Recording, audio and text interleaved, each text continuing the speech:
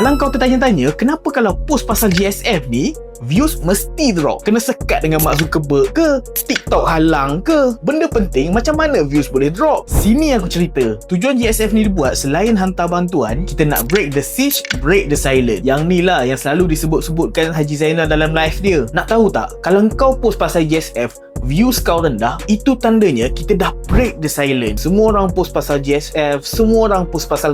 Jadi bila kau post benda yang sama, terlampau banyak supply konten yang sama. Konten yang sama pun orang boleh dapat dekat tempat lain. Tapi kau jangan risau, kita post bukannya nak views yang banyak, kita nak break the silence. Dan benda tu kita dah berjaya. Semua orang sebut pasal benda yang sama, sebut pasal. Walaupun kapal tak sampai, kau janganlah kecewa. Siapa sangka pelayaran ratusan kilometer tu Allah hantar untuk distract tentera.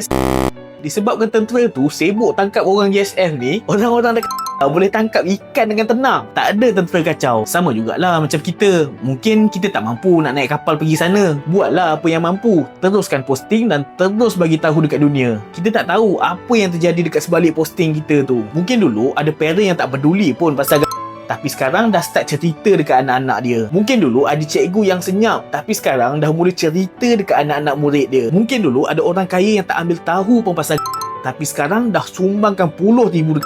Aku tak minta kau follow aku, tapi ada dua benda yang kau boleh buat. Yang pertama, teruskan berdoa. Yang kedua, kita kena kerja keras, cari duit banyak-banyak supaya boleh bagi sumbangan yang banyak.